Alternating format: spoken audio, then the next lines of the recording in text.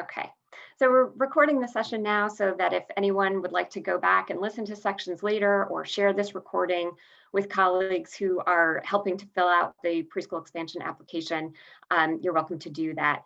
Everyone's currently muted, but we'd love to take your questions. So please feel free as I go along to put questions in the chat box. Beth is going to help me out by taking a look at those and interrupting me when it makes sense, or saving them till the end. We're also hoping to have a good amount of time at the end of this hour for you to jump in and ask your questions. We know that you guys have a lot on your plates filling out this application, so we're hoping that this will be helpful, especially to those districts that don't currently have any state funding coming in for preschool. We know that this workbook is probably something that you're seeing for the first time, so we want to help you learn some of the tricks of the trade. So a lot of what I'm going to be talking about today is referenced in a tip sheet that I can pull it up on my screen for folks to see. That looks like this. Beth, can everybody see can you see my, oh, I'm not sharing my screen yet, am I? That would be helpful. Okay. Can you see the tip sheet now, Beth? There you go, yeah. Great. So a lot of what I'm going to talk about today is based on this tip sheet that we put together and that hopefully everybody has received via email. If you've not received it, just let us know. We'd be happy to send it out to you. But a lot of what I'm going to talk about today is summarized on here. So I'm going to go ahead and pull up the budget workbook. And Beth, everybody can see that now? Yes. Terrific. Wonderful. So this is the budget and enrollment workbook that you need to submit to the Department of Education in order to apply for your expansion funding. Now, I know that your inclination might be to immediately jump to the district budget statement. I know that's what I would want to do, just to start digging into the details of allocating funding. But even if you do that, you'll see there's a notification on there to be sure to please complete Table 1 first. And really what the department is hoping that you'll do is start with the tabs on the left and move your way through the budget workbook until you get to the district budget statement. And the reason for that is because a lot of the early sheets build on each other, and you'll be inputting information into those sheets that you'll need before you can successfully fill out your district budget statement. So you want to start with Table 1. The overall goal of Table 1 is for you to show the department what your preschool program looks like right now, if you have one, and then what you'd like for your preschool program to look like should you be successful in your application for preschool expansion funding. When you open this up, the first thing you'll want to do is select your district and county name from the drop-down box. I selected Wellington Borough randomly, but mostly because I knew they weren't going to be on the call today, and I didn't want to give an unfair advantage to any districts that were applying. But as soon as you select your county and your district name from that drop-down box, you'll notice that numbers automatically appear in this section right here, this universe section. What that is doing is looking at your most recent first grade general education enrollment. And the department uses that as a proxy for how many 3 or 4-year-olds you might have in your district who would want to attend your program. So we look at first grade, this number right here would have been Wellington Borough's first grade general education count most recently. And we multiply that number by 2 to get to 156 to approximate the 3-year-olds and 4-year-olds that might be in Wellington Borough needing to be served. So what the department is going to look to do is to see that you have a plan to move towards serving at least 90% of your universe of general education 3 and 4-year-olds.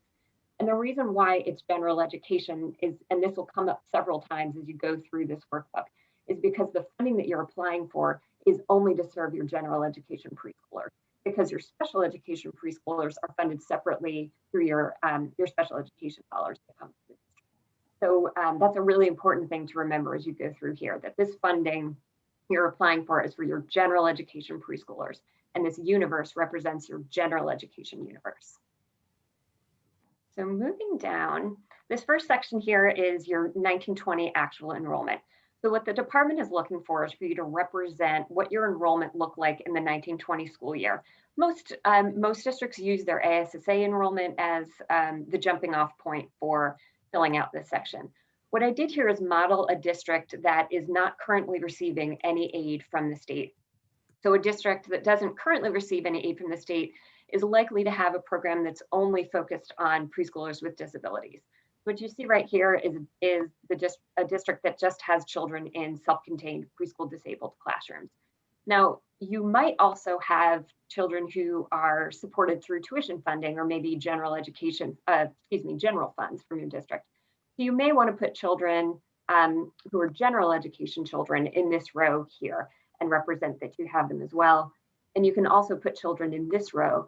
And this children in this row represent preschoolers with special needs who are included in a general education classroom with general education peers.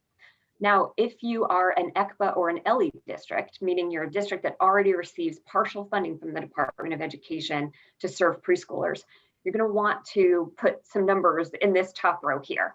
This is where you represent what you're currently doing with the ECBA or ELE funding that you get from the Department of Education. So the department is going to look to make sure that you've filled out some numbers there. Now you'll notice that this row here, this expansion PEA row, is blocked out. The reason for that is because none of you have been funded yet to expand your preschool programs. So this is not applicable to you in the 1920 actual enrollment school year yet. Once you fill in some numbers here, you'll notice that these percentages pop up here. And these percentages represent the percent of your general education universe that you're currently serving. So right now, because I modeled out a district that's not yet serving any general education children, what it's showing is that we're not yet serving any of our general education preschool universe. One other thing to keep in mind, if you're a district that's currently contracting with a Head Start agency or another private childcare provider to serve children, you'll want to indicate children in this section of the top part of Table 1.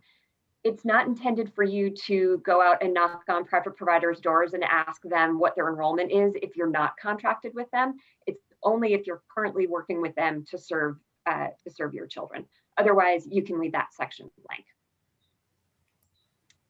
Now, projected enrollment, this is where you're going to want to show the Department of Education what your goal is for February of 2021, because that's when you would need to start serving children using this expansion funding that you would get. So what I did here is model out a district that is moving from an entirely self-contained preschool disabled program to a program that has both general education children and preschoolers with disabilities who are being served in the same classroom. So what I did is model out children who are being served with expansion dollars, and then children who are preschoolers with disabilities who are being served with special education dollars, but they're being served in the same classroom. And we know that because I entered them on this row here that says they're classified special education children in regular education classrooms, full-time only. One thing to keep in mind, and this is incredibly important, is that when you, regardless of whether you include preschoolers with disabilities in your preschool, your expansion funded classroom, you can't exceed 15 children in a class. So what I did here, and this is a particular case where I didn't necessarily model mixed aged groupings here, but if this was one classroom, we'd see 12 general education preschoolers and 3 special needs preschoolers, and this makes up my 15 kids in a class. I could not, for example, do this. That would signal to the department that I'm going to have 18 children in a classroom, and we can't do that. Karen, Now, yeah. Can I interrupt you for a minute? Would you do us a favor and just enlarge that a little bit? It's yes. a little harder to see. So glad you said that. Absolutely. Is that better? Should I go one more? Not yet. How about that? That's a little better, yeah. That's a little better? Okay. Thank you. It's hard. I know there's a lot of information on these sheets. So it's hard to blow it up so that you can still see everything at once and actually have it be readable. So again, what I tried to model here was a district that's moving towards an inclusive program. And that's something that the department is really interested in seeing. It's interested in seeing preschoolers with disabilities being included in classrooms with their general education peers. What I also modeled out here is a district that's moving towards a mixed delivery system. So I modeled out one contracted classroom with a Head Start agency and a couple classrooms contracted out with private preschool providers. The department is really committed to a mixed delivery preschool system. And one of the reasons why is because we know that those children are already being served in those locations. In a lot of ways, it's low-hanging fruit for you. These are, if your providers, your Head Start providers and your childcare providers are willing, it's a really quick way for you to move towards serving 90% of your universe. Those kids are already being served. They just need to be brought into your system. So to the extent that you have providers who are willing and able to participate with you, I encourage you to get in touch with them. And we have some tip sheets that can help with figuring out that relationship between the district and private providers as well. So again, when you move towards the bottom, you'll see these percentages here. So in this case, what this is representing is that this district is projecting to serve just under 31% of its universe of general education 3-year-olds and just under 81% of its universe of general education 4-year-olds. Beth, anything I missed on this page before we move on? I do not think so. Okay. And please, again, feel free to put questions in the chat. And also we can certainly go back to any tabs once we've moved on if folks have other questions. So moving on to table 2, and please don't be concerned if your table 2 looks different from my table 2. I deleted out extraneous rows so that I could try to make this as large as possible. So I'll try to make it even bigger. Does that look okay, Beth? Yep. Okay, great. Thank you. So the thing to remember about table 2, the goal of table 2 is to represent exactly the numbers that you entered on table 1, just in a different configuration. So here what you're showing to the department is the actual classrooms and locations of those classrooms that you're hoping that you currently have and that you're hoping to have should your program be funded for expansion. So you'll notice here it's broken into 2 different sections, actual enrollment and projected enrollment, just like table 1.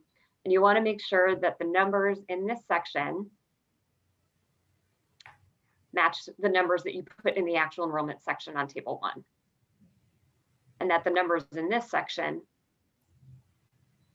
match the projected enrollment numbers that you put on table 1. So you'll see it's split just like table 1 into in-district general education classrooms. And in this part, you're going to want to include children with disabilities who are included in general education classrooms, as well as self-contained, your district self-contained classrooms, any contracted Head Start classrooms, and any contracted private provider classrooms. Again, if you're not contracting with providers, you would leave these sections blank, but we encourage you to pursue mixed delivery to the extent that you can. So in here, these are the preschoolers with disabilities who are in self-contained settings in that in the 1920 school year. And you'll notice down here at the bottom, this little message says current preschool enrollment correctly matches your totals in table 1. That's what you want to see at the bottom of this sheet. It means that you've correctly matched your table 1 numbers with what you entered on table 2. So note, if I stuck another number in here, that error message immediately pops up and says that it doesn't match anymore and that you need to correct it. In this section here, again, you're going to want to model out what your projected enrollment looks like. This is a way for you to signal to the department that you understand the 15 child limit per classroom. So they're going to want to look here and make sure that they don't see classrooms that go over 15. One common mistake on this table is for districts to do something like this and just put their general education children in this particular section. For the district, you want to make sure that you have the inclusion children modeled in here as well, because that's where they're being counted coming from table 1. Another thing to keep in mind for many of you who are expanding your programs for the first time, you may have classrooms that are identified for preschool expansion, but you might not have the staff hired yet in order to fill that classroom. And that's not a problem at all. In fact, the department won't be surprised if they see that from many of you. What you do in that case is what I did right here. So instead of the classroom teacher's name, you just type in to be hired. Really simple, just signals to the department you're aware of the fact that you need a 3rd classroom in order to meet the enrollment that you projected on table 1, but you just don't have that teacher on staff yet, and that's completely acceptable. So that is summary of table 2. Table 3 is the most straightforward. I won't spend a whole lot of time on it. It literally is just a way for you to provide some contact information for any Head Start and childcare providers who you're planning to contact with. So they'd like a contact person, an address, phone number, email address, etc. So this one's a pretty straightforward one. Table 4, and again, please don't be concerned if your table 4 looks a little bit different from mine. I again tried to delete extraneous rows so that I could make this as large as possible so that people can see. So what you want to do on table 4 is make sure that you have one row for every classroom that you're going to have operating with preschool children in it in the 2021 school year. So a good check is to go back to table 2, and for every row that you have filled out in table 2, you want a row representing on table 4. So here you're going to list out the background and credentials of the teaching staff who are going to be filling your preschool classrooms, going to be your lead teachers in your preschool classrooms. So for each row, you'll have the teacher's name, their date of hire, the number of years of experience they have as a preschool teacher, their highest level of education. This is something, again, is a common mistake that gets made. And I don't know that it's something that will necessarily get points taken off. It's just a pet peeve of the department reviewers. So why annoy your reviewers? Just make it nice and clean for them. They just want to see the highest level of education. So for example, this person who has a master's degree, you would not do that. You would not say BA and MA. I think it's just assumed by the department, or it's obvious to the department that if they have a master's degree, they also have a bachelor's degree. Slightly different, but some similarities is this section here where you're filling out the teacher's certifications and credentials. You want to be accurate. So for example, I modeled out a teacher who might have a K-8 and also a special education certification. You want to make sure that you tick off everything that's relevant to the teachers who are in your program. The one thing that, again, is a pet peeve of department reviewers is actually related to these two columns here. So a teacher can have a CE for their P3 certificate, or they can have a CEAS for their P3 certificate, or they can have their P3 certificate. They can't have more than one of those things at the same time.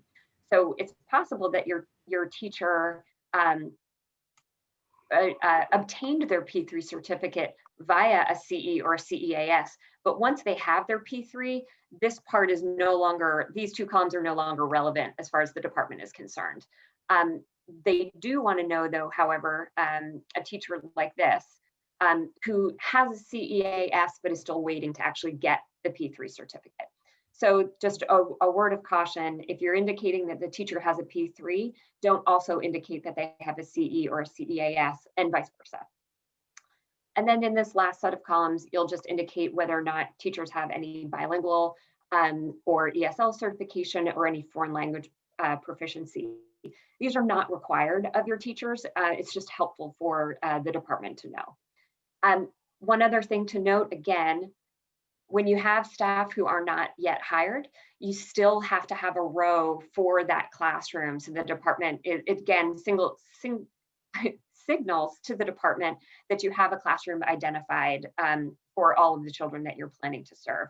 But if that teacher's not hired yet, again, you just write to be hired in place of the teacher's name and then leave the rest of the row blank.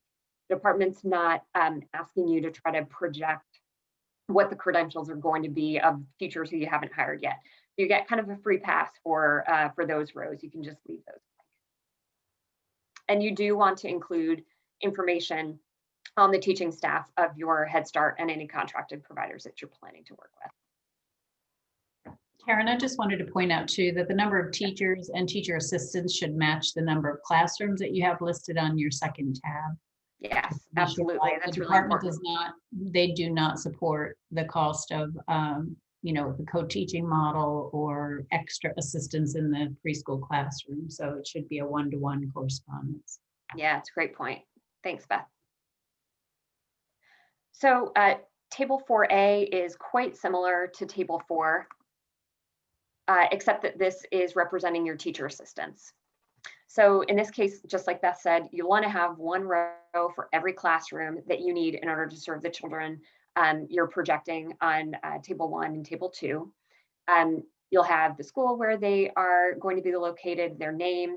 You'll do to be hired if they're not yet hired, and then same thing, their background information, highest degree. And then in this section here, and we had a question before we started about what are the required credentials of teacher assistants. And this section might make it a little bit confusing. It asks whether or not your teacher assistants have a CDA or are working towards their CDA, but it is not required for them to have a CDA.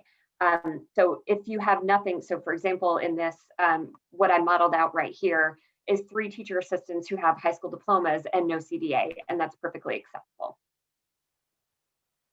And again, this foreign language proficiency is helpful for the department to see, but a foreign language proficiency is not required of your teachers or your teacher assistants in order to meet the requirements of the program.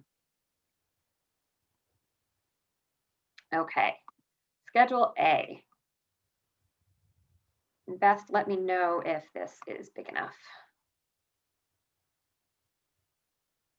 Is that okay? That's pretty good, yeah. Okay, great. So in Schedule A, this is where you are going to show the department all of the district staff who are going to be involved in operating the preschool program. You do not need to include Head Start and private provider staff. Even if you're contracting with Head Start and private provider staff, you do not need to include their position and salary information. You do need to include their teachers and assistants on table 4 and 4A, but you don't need to include their staff and their salaries and all of that on Schedule A, which is a big deal, because if you did, it would be a lot more work. So what you want to do on this sheet, the very first thing, it asks you whether or not the district's teacher salary scale was settled for the 2021 school year. It's a drop-down box. You just select yes or no. The reason the department asks this is really just to get a sense of whether or not the salaries that you are indicating here for the 2021 school year might potentially change at some point during the school year. If you were to have a salary scale that's a tongue twister, a salary scale settled mid-year and might need to make some modifications. It's just an indication to them as to whether or not that's something that could potentially happen. It does not impact your application one way or the other if the answer to this question is yes or no. So don't worry about that. So you'll notice that Schedule A is divided into 2 different sections. The top section is positions that you are planning to fund directly with preschool aid that you get from the Department of Education. And so for districts that are that don't receive any funding from the department right now, it would be all of this funding that you're applying for. For ECBA and ELI districts who get some funding from the department right now, this would be the combination of what you currently get in addition to what you would be approved to receive on top of that. So any positions that you are looking to fund through that. The bottom section is any positions related to the preschool program that you're planning to fund through another funding stream. So that could be special education funding, it could be tuition funding, it could be general funds, anything like that. But particularly any positions that are required in code for you to have in order to run this preschool program, you want to make sure that they are represented here somewhere on Schedule A, whether it's in the top section or in the bottom section, they'd have to be on here. Otherwise, that's going to be a red flag to the department that you're not understanding who the required positions are for the program. So right off the bat, you're going to want to make sure that you have a teacher and a teacher assistant budgeted for every classroom that you're opening. You don't need to have if you still have self-contained preschool disabled classrooms, you do not need to include those teachers and teacher assistants on this form. Just your classrooms that are going to be serving general education preschoolers, and that's regardless of whether or not you have preschoolers with disabilities included in those classrooms. So here represented are the 3 classrooms that are going to be in district, general education, and inclusive classrooms. So there's a teacher and a teacher assistant budgeted for each. Of course, they're all full-time. And then you'll have current salaries for 1920, or actually, I guess it's not really current anymore, is it? Last year's salary for 1920, salary and benefits, and current or projected salaries for the 2021 school year. And note here where we have the teacher who we were talking about earlier, who we don't have hired yet. But in that case, you would leave the 1920 salary and benefits empty, and then you would give a projection of a salary for the 2021 school year, salary and benefits for the 2021 school year. The department used to, and I say this particularly for the ECBA-LE districts who might remember this, the department used to require districts to budget for new teachers on step one. I think it's really up to you now how you want to project any teachers who you don't have hired yet, or any other staff who you don't have hired yet. You just take your best guess as to where you think new hires might end up. And then moving on, and what I tried to model out here were the other required positions that you have to have in order to operate a state-funded preschool program. So your master teacher, your early childhood supervisor, the community parent involvement specialist, and then your preschool intervention and referral team members, and also the nurse I have modeled out down here. And what I tried to show is that you may not have full-time equivalents for all of your required positions. So the master teacher is actually a really good example. In this particular case, this district is requesting 7 classrooms, 3 in district, 1 in Head Start, and 3 in another private provider location. And they recommend a coaching ratio of 1 master teacher or coach to no more than 20 classrooms. So what I modeled out here is a ratio of 0.35, and I'll show you, I know this says 0.20, but I'll show you how it's 0.35. 0.35 coaches in order to support the program. What I wanted to show you here is a situation where you might be funding a particular position both with your preschool aide and with some other kind of aid. So you could have a situation where you have the same staff member listed twice on Schedule A, once on the top and once on the bottom. And that's fine, you're able to do that, but you'll want to make sure that the total FTE between the 2 sections is compliant with the ratio that you have to have for that particular position. You're also able, then there are non-required positions that you're able to fund with your preschool aid as well, like custodial staff, clerical workers, etc. So anyone you're funding with your preschool aid, you'll want to make sure is represented here, but also you'll want to make sure that you've represented all required positions on this form. And you can, in some cases, and this is laid out in code, and Beth, you can tell me if it's also laid out in some of the other documents that have been provided. There are positions that can be shared. So you can have, for example, a coach who is also a community parent involvement specialist, or like what I did here, a community parent involvement specialist who's also part of the preschool intervention and referral team. So that's something that the department won't be surprised to see, particularly if you're a small district, or you're a district starting with just a small number of classrooms and you're looking to grow over time. One other thing I wanted to point out with these part-time positions, or at least positions that are being funded part-time with preschool funds and other funds, is there's sometimes some confusion about what to do in this salary line in here. So what do we represent here? Do we represent the full-time equivalent salary, or do we represent the prorated salary? And it can be a little bit confusing. What I would recommend you do is put the full-time equivalent salary here in this column. And then right over here, this column is unlocked. And I would recommend that you make it really, really clear for your reviewers that this is where you are prorating the salary and benefits for folks who are not full-time. So these would be the numbers that you'd be transferring onto the budget workbook, because the department reviewers are going to look at Schedule A and they're going to take all of these numbers and check them against what you've inputted on the budget workbook. So this makes it really easy for your reviewers to figure out exactly how you got the numbers that you got. So that's what I would recommend doing. I think it makes it nice and clear that this is the full-time equivalent salary, and then this is prorated salary that you'll be actually charging against your preschool expansion fund.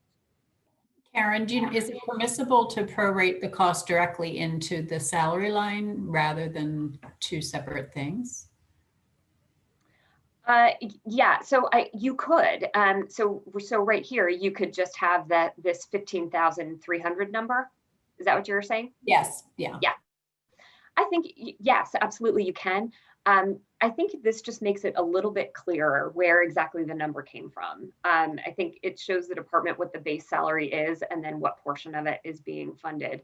I think the directions for this worksheet have kind of changed a little bit over the years. And there's some years where the department has recommended that you put the full-time equivalent salary here, and sometimes where they've requested that you put the prorated salary here. For my money, I would just give them both numbers and just take any question out of the discussions. They know exactly what it is that you're doing and where you got your numbers from. I noted when I was putting this model together in the directions, it indicates that if you're planning to use funding other than preschool related aid to support code required positions, to list those employees' names on Schedule A, but do not include salary or benefit information. So it sounds to me like the department is not necessarily looking for you to provide salary and benefit information in this section on Schedule A. But I would if I were filling out an application for expansion aid. I think it just makes sense for them to see that information, for it to be really clear what salary and benefits are. And plus, you have the opportunity to show how these funding streams are being allocated on the district budget statement. So you won't have points off for giving them more information than they're asking for. So I think it's wise to complete this section as well. Karen, I have one comment and then a question. Sure. My one comment would be that I would suggest that when you're looking at staff positions such as clerical and custodial staff, that you sort of prorate them across the school building so that you would sort of apportion part of the salary. You may not hire a full-time custodian if there are 2 preschool classrooms in an elementary school building, but you should, apportion it across, maybe a per classroom figure to get to an appropriate part-time equivalent. Yeah, that's a great point, Beth. And then there's a question about why why in your example you would have put the master teacher partially paid for with other funds when the PEA funding would, full cost. So I modeled it out because it doesn't always work out that the preschool funding is enough to cover everything that you need. Particularly if you are modeling out a small number of classrooms. It can be, depending on how many classrooms you're looking to open, it can sometimes be hard to cover all of the staff you need to cover with the funding that you're getting. So you may be in a situation where you need to have other funds kick in. Ultimately, what the department would like would be for you not to have to use any other funds to support the staff that are required to run the preschool program. But in the event that that you do, that this is just what it would look like if you did that. I agree, if you had enough money, it wouldn't make sense to do this. It would make sense to put all of it up here under preschool aid. But if for some reason you're running out of your preschool aid and you still have a required position that's not completely funded or not able to be funded in your preschool aid, you can show them down here. And I think what happens more often than not is that it's a position that's already being covered through either special education funding, tuition funding, or general funds, and you're just letting the department know about it down here. I was going to say the other possibility may be that your newly hired master teacher will also coach in your self-contained special ed classes, or maybe be a kindergarten coach, or you may decide that you would utilize that position in other classrooms that would not be covered by PEA. Right. Karen, another question I had was that you mentioned when you were talking about what funding would go below, in the other funds line, and you mentioned tuition, but yeah. I'm wondering if you could tell us if there would be my understanding is that the PEA funds would supplant any tuition funds that the district is currently collecting. Is there a circumstance under which they might still be collecting tuition? Yeah, you could potentially be, and this is fairly rare, you could potentially be taking children from another district, for example, and serving them, children who are not already covered under the Department of Education for preschool. So in order to maybe round out your enrollment, if you have a lot of extra capacity, you could potentially be taking children in on a tuition basis from other districts. You could also be, I think there was a question in the Q&A about whether or not the children of staff members can be served in these classrooms. And I think the answer to that is that resident children get priority. If there was space available in the program and a staff member's child wanted to attend, they would need to be charged tuition because they're not supported under this funding if they're not a resident of your district. Karen, there's another questions come in about whether if a teacher is ever funded by both IDEA and PEA, if there are both regular ed. Yes, that does. Yes, that does happen. I think that, the department is, the funding that you're being provided with is intended to support your teachers in full and your teacher assistants in full. That said, there's nothing wrong with split funding any of these staff positions. And that's exactly why the department gives you this opportunity down here to show them if you are split funding a position with two different funding streams, you're able to show them that. And I'll show you on the district budget workbook how you represent that there to indicate that a portion of, for example, your teacher salaries are being covered with your preschool aid and a portion are being covered with some other kind of funding. So we can look at that on the budget statement as well.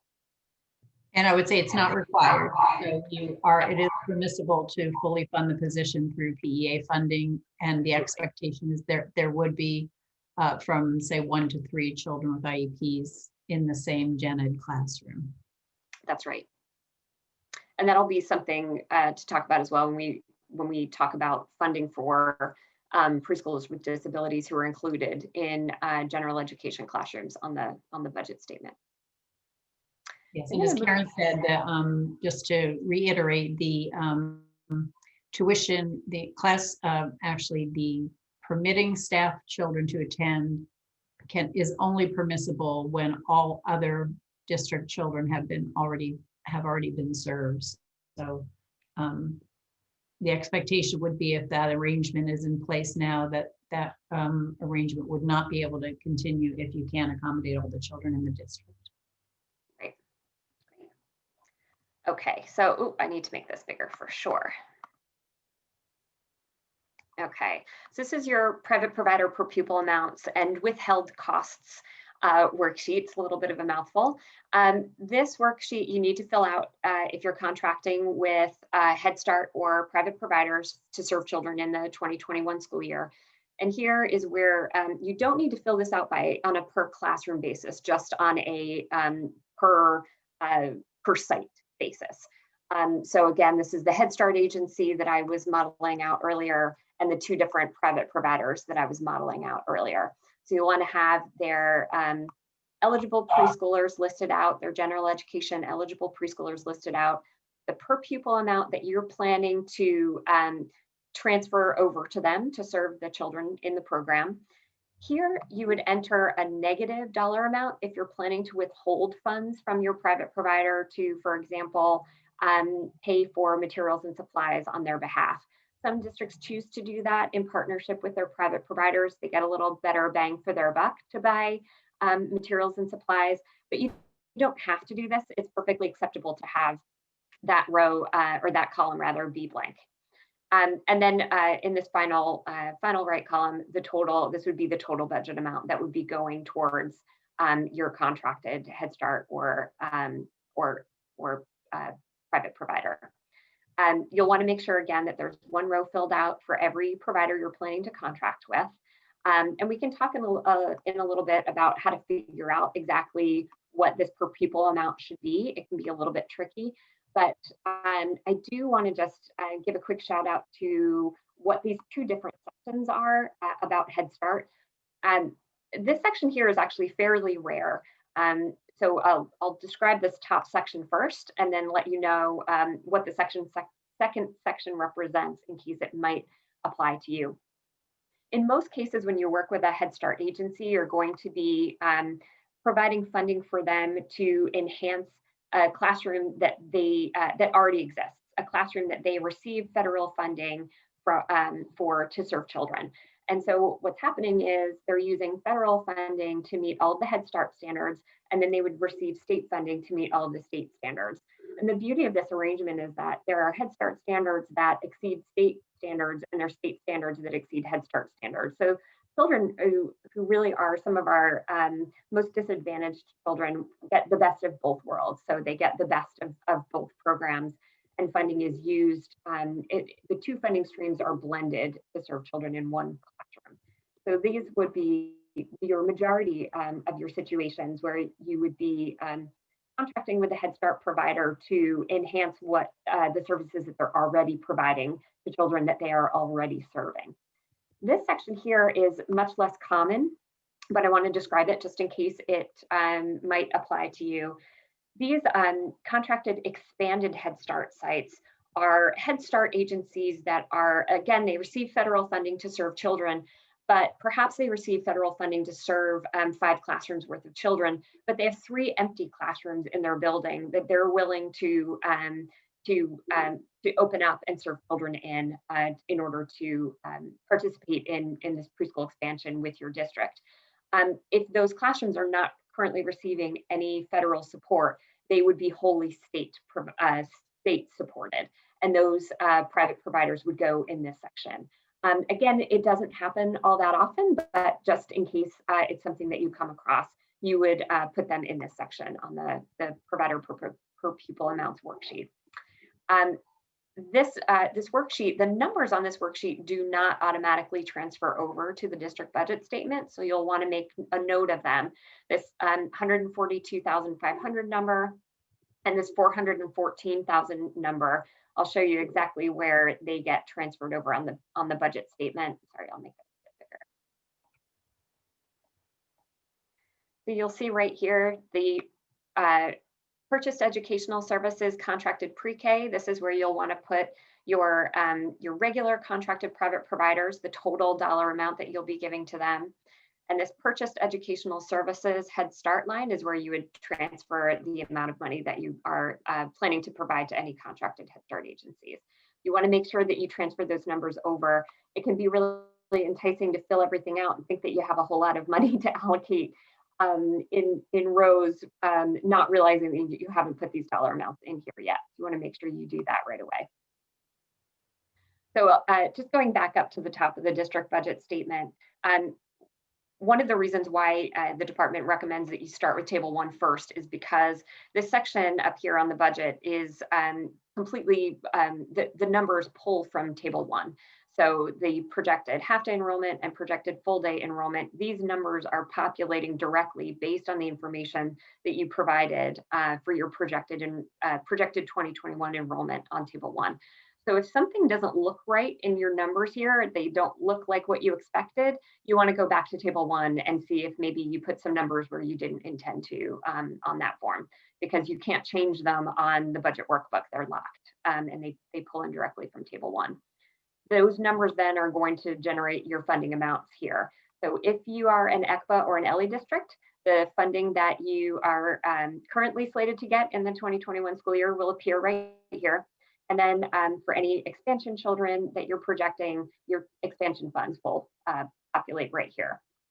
For districts that don't currently get any preschool funding from the department, you'll notice that this dollar amount is going to be consistent with the per child amounts in the notification of funding opportunity. There's a table in that document that gives you by county the per child amounts for children served in district settings, Head Start settings, and private provider settings. So based on where you are projecting to serve children, this dollar amount will calculate based on that. If you are an ECBA or an LE district, it's slightly different for you.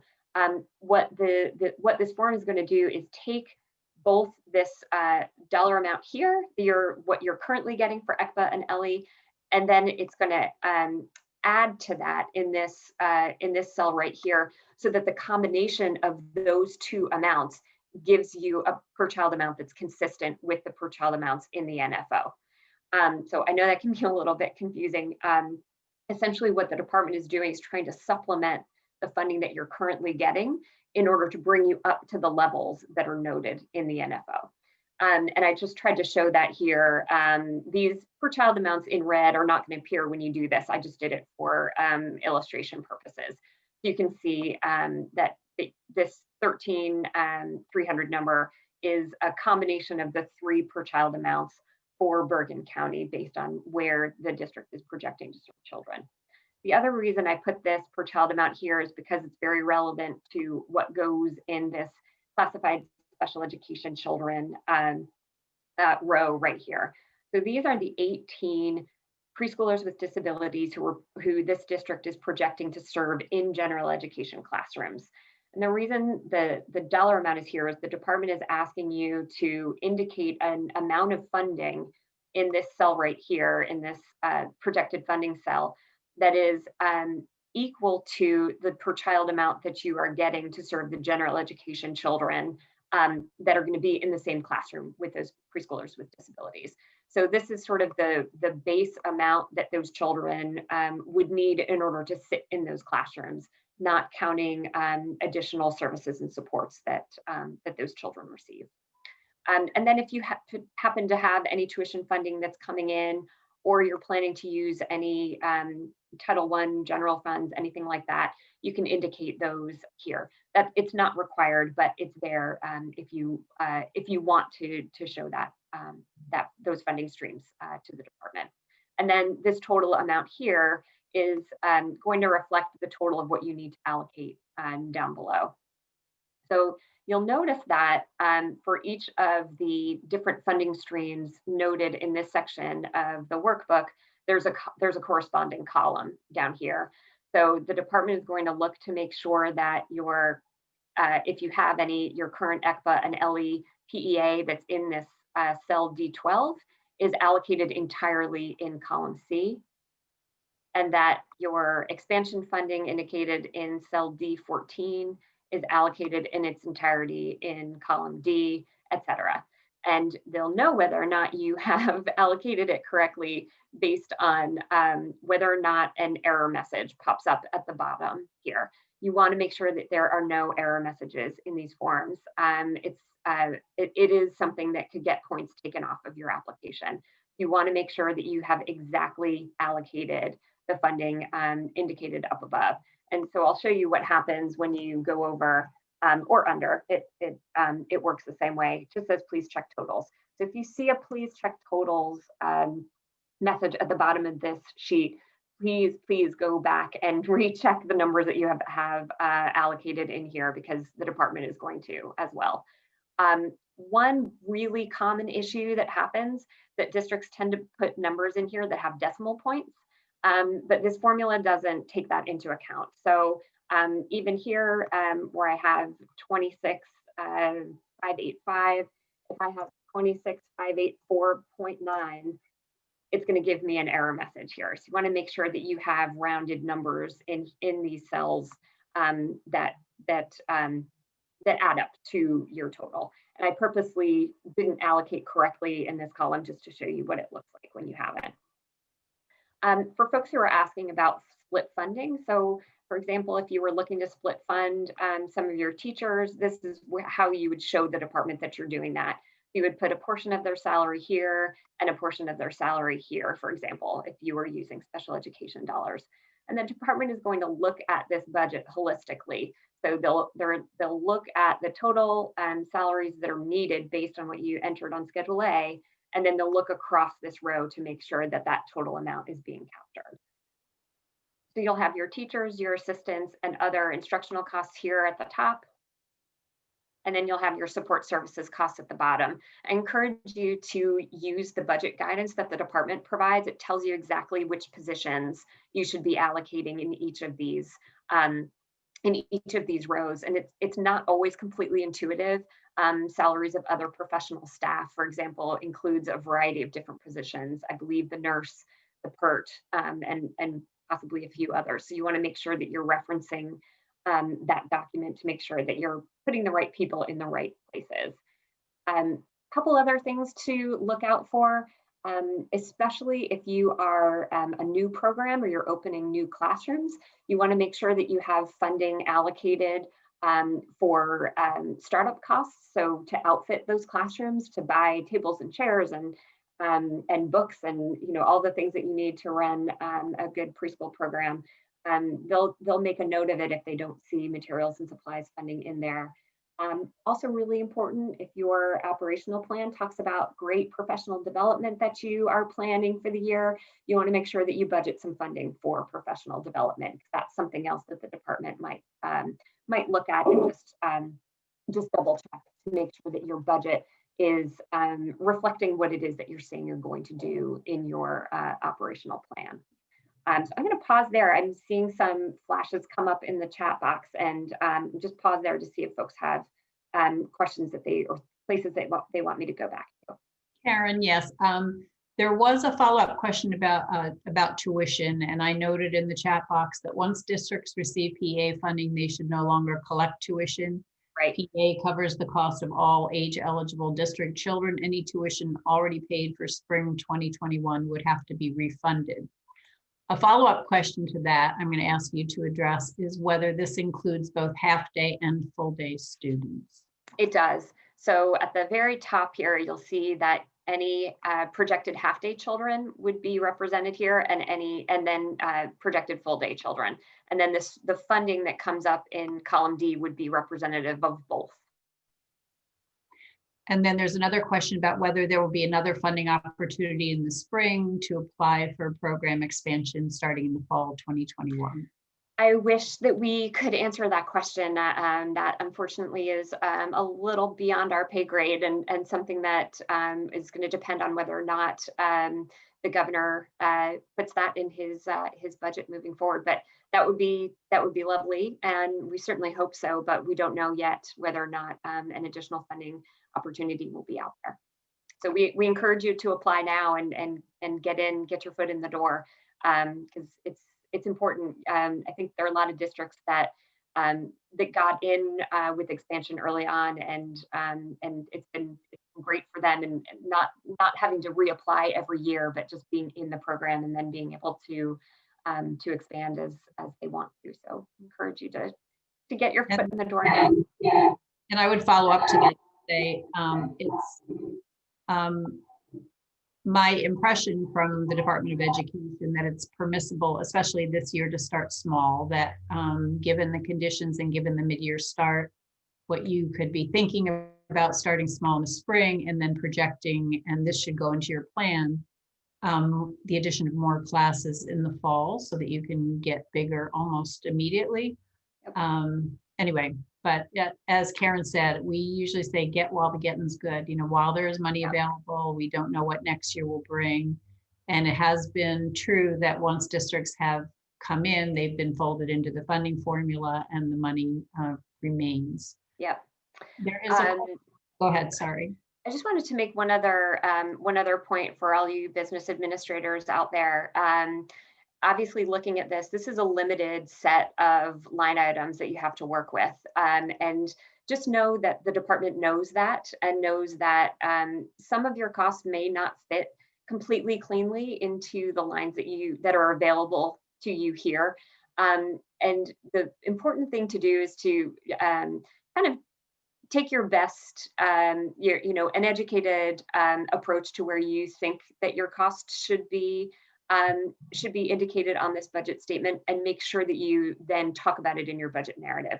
So if you're unsure about where to put a particular cost because you don't see the appropriate line available, it's okay to put it somewhere in your budget in one of these rows. But I encourage you to then mention that in your budget narrative so that it's really clear to the department that, you didn't give me a line for where I needed to put X. So I put it in Y, and here's what it is in Y. It's important to do that. Yeah, Karen, sorry, some more questions.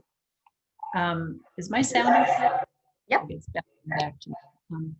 Anyway, that I have seen applications where VAs completing this budget statement have inserted comments, which is all to sort of say, just, and probably for their own sake as much as anything, to say, sure, like in the salaries of teacher, what exactly you're covering. And as a reviewer of applications, I found that really helpful. So it's permissible to do that too. Yeah. I wonder, Karen, can you also address the difference between using funding for minor renovations versus capital improvements?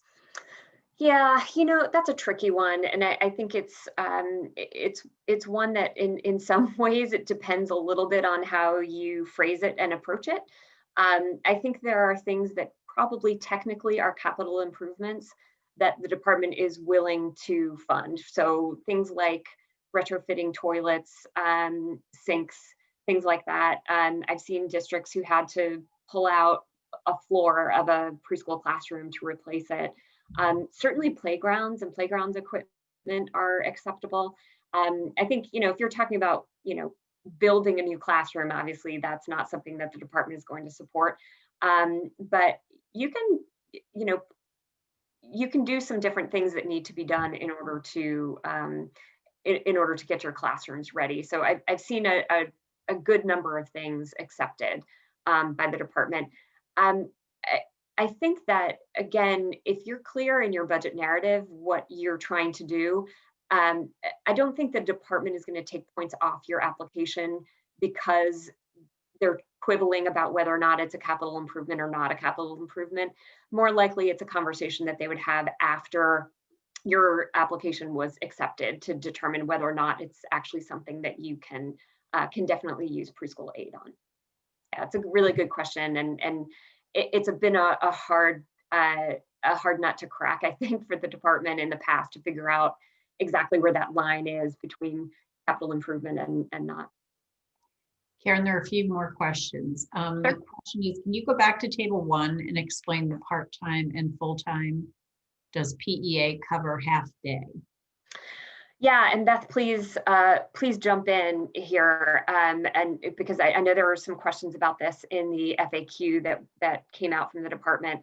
I think the answer to this is the department is not going to allow you to project an increase in half-day slots or new half-day slots, but they will accept the continuance of existing half-day slots if your ultimate goal is to convert them to full day.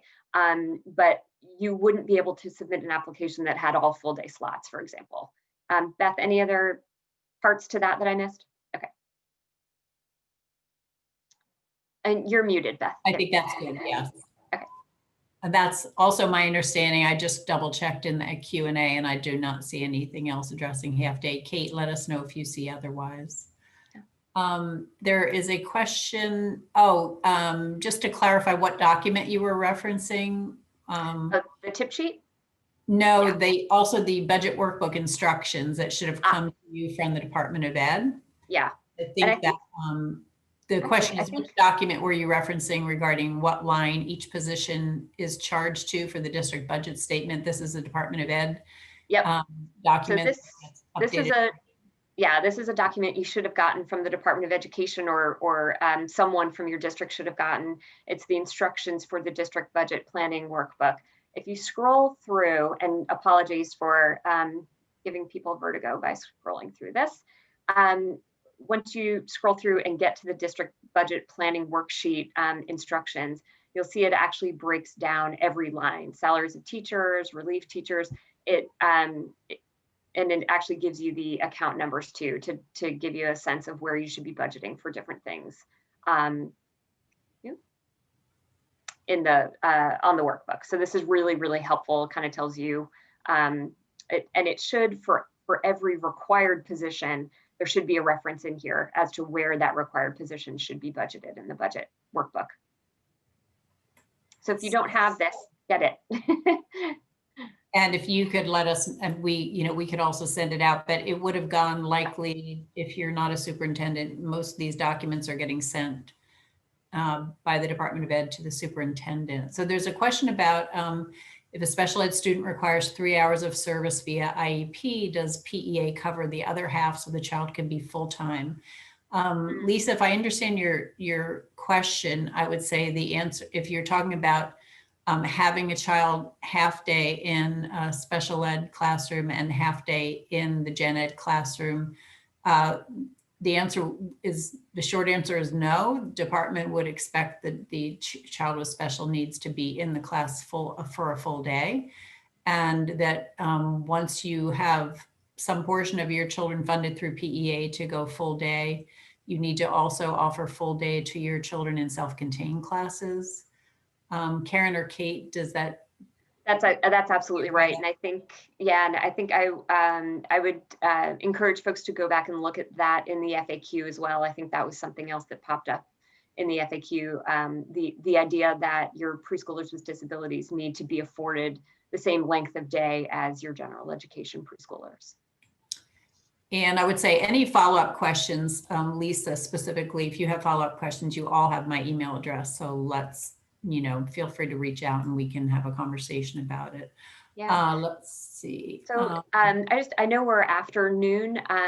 Beth and Kate and I, or at least I should speak for myself. I can hang out for a few more minutes and answer questions, but also want to say that we're not going away. You're more than welcome to reach out to us with questions that you have as you go along.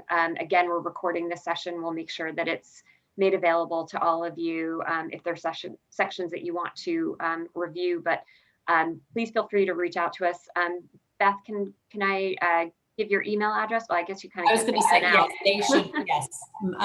They all have my email address because I invited them to the, oh no, you invited them to this meeting.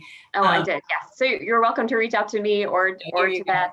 I'll put it in the chat for those of you that don't know. Perfect, yeah. But also there are a couple of questions that came directly to me, and I would ask those people to stick around for a minute and I could try to answer those questions, or else we'll follow up with an email. For that, we will also send out, as soon as we have the webinar recording link available, we'll get that out to everyone. There is another question that just popped in. Can the budget cover any transportation costs? We do not currently provide transportation for preschool. It can, but I should say. So right here on the budget statement, contracted services, transportation between school and home, you are able to budget funding. The word of caution is that most districts run out of funding covering all the requirements of the program. And maybe not run out, but don't have enough left over to support fully transporting preschoolers. So it is an allowable cost, but I just caution you as you're going through the budget to just be cautious in your optimism that you'll be able to support the full cost of transporting your preschoolers with the per child amount that you're receiving to expand the program. And I would also say that transportation is required for the preschool children if you are providing transportation for K-12. I don't know if right. You've seen that. Right.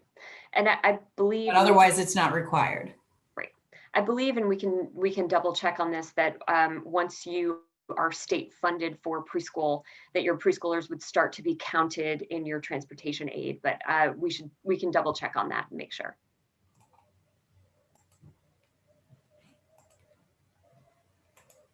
Any other questions popping up right now, Beth? I am not looking at other questions right now, but if anybody, can they unmute themselves if they have a question? Yeah, absolutely. Feel free to. And also, folks, if you don't have any other questions, we don't have any other content to present. We made it through the entire workbook, and thanks for bearing with us through all of it. Again, we are here throughout the duration of your application process. Please feel free to reach out to us. We recommend you reaching out to us earlier rather than later. It gets harder for us to help districts when they email us the day before the application is due to provide, good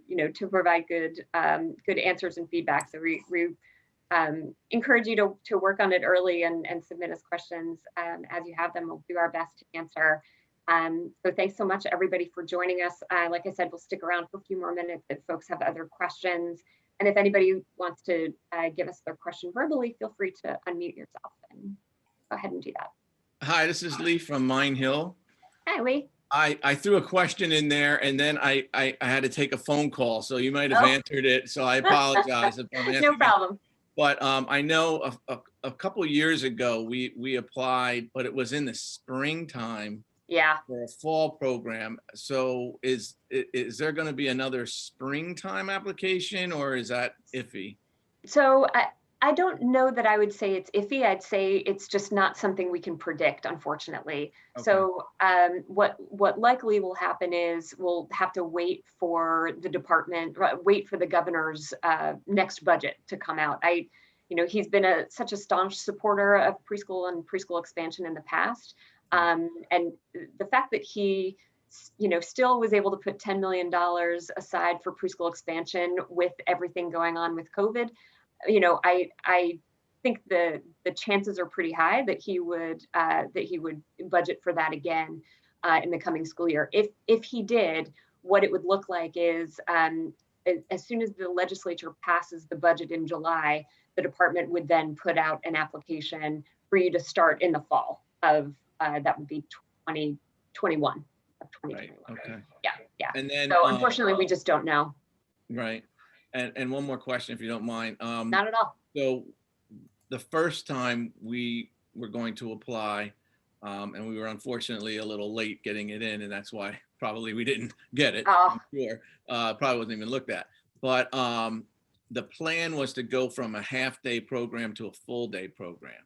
Mm-hmm. And we have been able to since do that on our own. So now we great. are full day. So what would be looked at as an expansion, so to speak, would be just more classrooms? Yes. Okay. Yep. More classrooms. And the good news is that so even though you've been able to do it on your own, the expectation is not that you have to continue to do it on your own. You'd be able to generate funding for those children who you're serving through, I assume, general funds or tuition funds. So that's the good news, is that this is one of those rare times where the department is saying, no, let us cover it. Okay. So yeah, if you can serve more children, that'll be a great application for you. But the other good news for you is that you'd be getting support for the children who you're serving on your own. Great. And then actually, I did have a third question. Not a third question, just something on our spreadsheet. And this happened the last time around too. Our universe is listed as 330. My eyes are really 338. I think that says. Okay. That's almost our entire school. So there's got to be a glitch somewhere. Yeah. So Yeah. I don't know. And that happened last time too. And then they corrected it.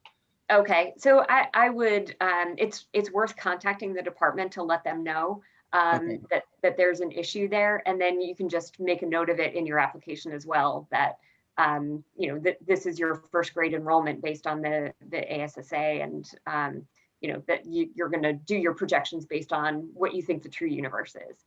Great. All right. I just posted the, I'm sorry, Lee, I just posted the DOE early childhood email address in the chat. If you want to, you can email directly for that. Perfect. Thank you. Great. And then Karen, there is one more question I'm wondering if you can address, and I don't even know if the person that asked me this question is still with us, but find it now. If we already have some PEA funding, do we include those students on the first line of the enrollment table, or do we only list students on the expansion line of the enrollment table? No, you'll want to put them on that first row. So this first row here is where you're showing the kids you're serving with the funding you currently get. And then the second row is where you would show children you're serving with the additional funding. And the good thing is that you're going to generate the same per child amount regardless of whether you put children in this row 49 or in this row 50. The department is going to put the children together and put the funding together so that all of your kids are raised up to the per child amounts that are listed out in the notification of funding opportunity. So don't be concerned that if you're putting children in this row, you're not going to be funded appropriately for them. The formulas in the budget actually take those children into account as well, to elevate their funding level. A common area of confusion. It is, and it is confusing. Yeah, we empathize. Karen, I don't see anything else. Okay. We'll stick around for just one more minute just in case, but otherwise, thanks again so much for everybody for joining us. We hope you found this helpful and that we answered some questions you may have had. Karen, keep in it's touch. Marcy. I unmuted myself. Can I ask a question? Please. I did what you said on the district budget statement and rolled all the students in. The problem that I see is it's not matching the original per pupil amount that was given in one of the handouts for Hunterdon County. Is that possible? So it's the part that makes it tricky is that do you have children served in different types of settings, district, provider, and Head Start? No, it's just straight. It should be just straight our general ed. If Just you do district. division, like I could see on yours, if you divide the 1.1 divided by 87, it comes to your 13,313. Yep. Those numbers are populated from table 1. Yep. This, when I do the clear division, it does not match what was given to us for the per pupil amount. Now, remind me, Marcy, do you get ECPA or ELI funding? No, brand new, no. Okay, you know what, actually, if you wouldn't mind emailing it to us, we'll take a look at it and see if we can figure out what's going on. Okay. I just want to make sure I don't mess it up. Sometimes that's the easiest thing to do. Okay, Yeah. thanks, Karen. You're Yeah, saying, no problem. just send us, you can send us a draft of your work. Sure, Yeah, I'll do anytime. that. Thank you. Sure. Okay, thank you, ladies. Have a wonderful day. Thanks, you as well. Lisa, did you have something you wanted to ask? Yeah, I just wanted to follow up with the special ed related question. So currently we're running a program that is mostly special ed. It's about 50-50 and then it's tuition based, but we would like to expand, for more families. So thinking about what you were saying about starting small and just kind of taking what I have now and expanding my half day to full day, it feels like some of my teachers, I would be paying part of their salary with like IDEA or special ed funds, because that's why they're here. Like, it feels like if you're a gen ed kid, PEA covers everything. If you're a special ed kid, it's IDEA for the 3 hours that you need, and then what? So I guess the question is, it goes back to committing to expanding your preschool program is also committing to expanding the length of the day for your preschoolers with disabilities. So it's kind of acknowledging that some more of your district's special education dollars might need to go to support the length of the day that your preschoolers with disabilities are being served. So it would be okay if, like, I'm planning for about 10 classrooms, but I feel like about 50% of that salary from all 10 of those teachers would be funded through IDEA. Right now, it's almost all funded through IDEA. Yeah, and what's interesting is that you don't necessarily have to. You can, and it's so. Here's where it gets to be a little bit complicated. So what I would recommend you do is you sort of work it out in that split funding on the district budget statement. So you're going to show them that you have the general education preschool aid, and you're going to show them that you have your special education dollars, and then it's just up to you how you want to allocate it. So you can show them that you're allocating it in the salary line. You can show them you're allocating it in the PD line. It doesn't matter. They're really more worried about the total amount of special ed funding that you're contributing, as opposed to how you're allocating it. Okay, that makes a lot of sense. And it like, this makes perfect sense to me if I was starting next September. It's just trying to figure out what I'm doing this spring. I know. Like, I feel like I'm like pretending I'll have 15 kids in the room, because I don't think I will. I know, with COVID it's really hard. It's really hard. Yeah, I just budget based on best case scenario. Okay, this has been so helpful. Thank you so much. So glad. We're happy to do it. And Lisa, I just want to say too, that if you do want to apportion a share of the salary to your IDEA funding, it wouldn't be a 50-50, because you wouldn't have 50% of your children in your 15. I mean, we're going to try to open up as many spaces as we can for gen ed. That's the problem right now. I have, like, I don't want to say I have too many special ed. I don't have enough gen ed kids, which this is part of why we want to do this, is just to make a better program all around for everyone. Makes sense. Yeah. Okay. Yeah. We're happy to, sorry, I was going to say, as you move forward, that you would use special ed staff. You may have like an itinerant special ed teacher that pops in and out of all the gen ed classes to provide supports that would be funded through IDEA, you know, rather than classroom teachers. It might look a little bit different. And I do understand it might be different. It will be different in September than it will be in February for you. Yep. Thank you. Best wishes. Problem. I do feel your pain, if that helps. Yeah. So before we sign off, I just want to reiterate again, please feel free to reach out to us anytime. We're happy to answer questions. We're also happy to review your budget workbooks if you'd like. If you just want another set of eyes on them, we're more than happy to do that anytime. So just get in touch with Beth. That's probably the best thing to do, and she can farm it out. Sorry to interrupt, but I would say, and I should have said this earlier while we still had everybody on, but I would say, I would say that by next Friday, the 20th of November, at the very, very latest, if you want us to review a budget workbook, we would only have a few days before Thanksgiving to, is that fair, Karen, or is that still too late? Yeah, no, I think that makes sense. Not any later than Friday, November 20th, just to, you know, if you want us to do a full look at your workbook. Yep. That makes sense.